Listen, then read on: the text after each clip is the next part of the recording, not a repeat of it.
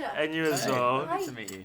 Your laugh. I swear to God, I was so excited coming in, just hearing your laugh. My laugh. Yeah, it's so contagious. Thank you.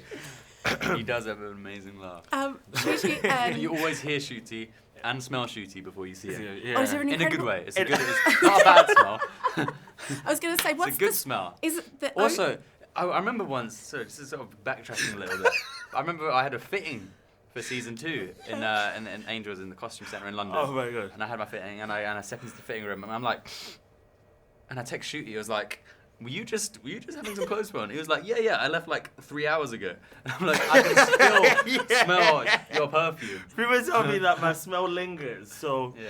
I do get told that I smell good though. It's not. It's a good smell. It's a Thank good God, smell. people want to be around you. Yeah, can you imagine? I got so excited when I found out that I was going to interview the two of you together because I have to say, I know this is about sex education and about sexual relationships, but it's more than that. It's about the friendships and relationships with parents and you two.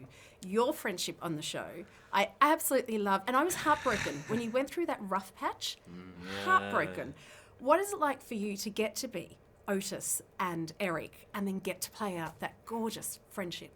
It's so much Fun. It Yeah. is Fun. I think more It's than very- anything, it is just fun. Yeah. And Ben really kind of, he takes the leash off. He's like, you two, do your thing. Yeah.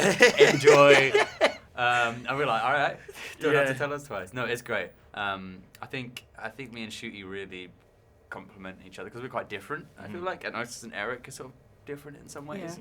Yeah. We end up bringing parts out of each other that wouldn't necessarily come out otherwise. And I think you see that in the show.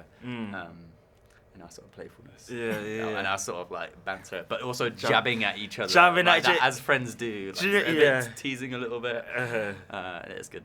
Yeah. I know you're acting, right? But for me, having to go back to high school is not something I want to do. Yeah. So when you walk onto that set, there has to be a moment of you going, oh my God, we're back in high school. What type of memories does that bring back for you? It's so funny how quickly you revert back to being, like, you revert back to your inner child. As soon as you're in like a set where you've got lockers there, you're wearing a backpack, you're riding on bikes, like you. There's loads of other people, like school kids, like School walking kids, past you, yeah. bumping shoulders. You got the jocks. You got It is like okay, so literally like turned into a I'm school. trying to think, did I like, bring my maths homework? like, oh my God, Mr. Hendricks is right there. Like you just revert back to being a kid. I feel like we all did. Like we all had such a laugh making there was such a sense of play, like on set all Yeah. the time, and I think it came from being in a school, like being in a school building. We were literally playing. It was literally a school we were Yeah. shooting in as well. Wow. So you're there filming season 1, right? And you're in this bubble. Then all of a sudden it lands on Netflix. Still no one has any idea about you. All of a sudden streamed to about 40 million screens, 190 different countries. When did you realise, oh my God, things are actually starting to change now? People are taking notice of what we did. I think it was when we got back from New York. So we were away. That's the last year we were doing like, the press tour for season 1. Yeah. We were away in New York, and we were in New York when it released, when it came out to the world.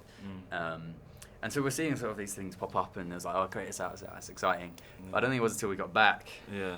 and then sort of just like wandering around, seeing the billboards everywhere. Yeah. And then seemingly more billboards were put up after it came out. Yeah. Like, That was what was it was- like the hype didn't seem to stop. it sped up, rather Like than it slowed down.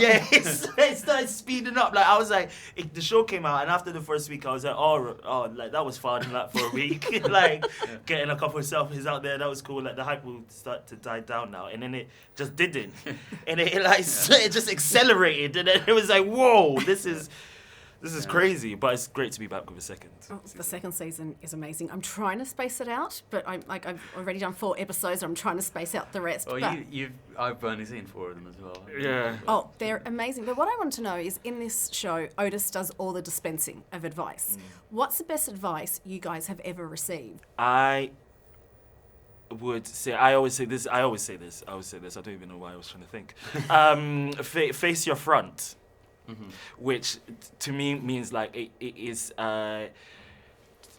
like focus on you and like your journey. You don't need to like compare, especially like if you're a teenager, you know, and we're in the era of like social media and everything, you know, if you're comparing yourself to everyone that's around you, you're kind of gonna get lost because everyone's on their journeys. So you need to face your journey, and just stay true to you.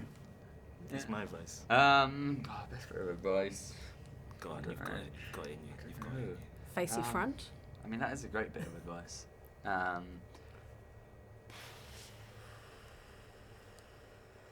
It's still to come. It's still to come. Ncuti and Asa, so cool to meet you. And this is going to sound weird, but I'm sniffing you on the way out. Oh.